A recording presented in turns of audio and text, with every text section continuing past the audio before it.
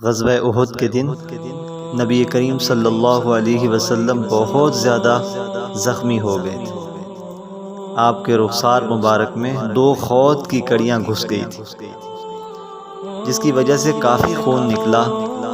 تو حضرت عائشہ رضی اللہ تعالیٰ عنہ نے جب آپ کی یہ حالت دیکھی تو پوچھا، یا رسول اللہ صلی اللہ علیہ وسلم، آج تو ان ظالموں نے حد کر دی ہے کہ آپ کو اس سے پہلے بھی اتنی تکلیفیں آئی ہیں؟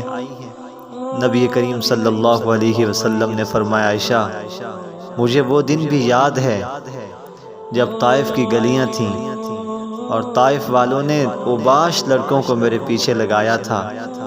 وہ مجھے زخمی کرتے تھے، ان کے ہاتھ کے اندر پتھر تھے، مجھے مارتے تھے، میں زخمی ہونے کی وجہ سے گر جاتا تھا، میں بے ہوش ہو جاتا تھا۔ وہ 2 نوجوان مجھے پھر کھڑا کرتے اور اوباش لڑکے مجھے پتھروں سے مارتے تھے، سر سے لے کر پاؤں تک۔ عائشہ کوئی ایسی جگہ نہیں تھی جہاں پر مجھے زخم نہ پہنچے ہوں۔ آج کے زخم تو ان طائف کی گلیوں والے زخموں کے مقابلے میں کچھ بھی نہیں ہیں۔ تو عائشہ اس سے پہلے بھی مجھے بڑی تکلیفیں دی گئی ہیں۔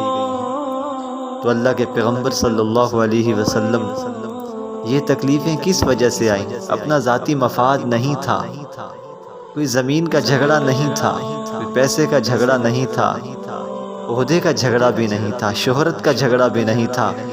ایک اللہ کا دین پوری دنیا کے اندر پھیلانا مقصود تھا۔ اللہ کے نبی صلی اللہ علیہ وسلم نے اس امت کی وجہ سے کتنی تکلیفوں کا سامنا کیا ہے۔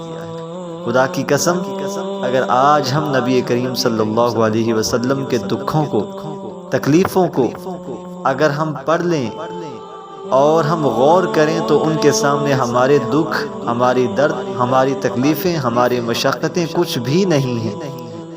اللہ تعالی ہمیں نبی کریم صلی اللہ علیہ وسلم سے سچی محبت کرنے کی توفیق عطا فرمائے۔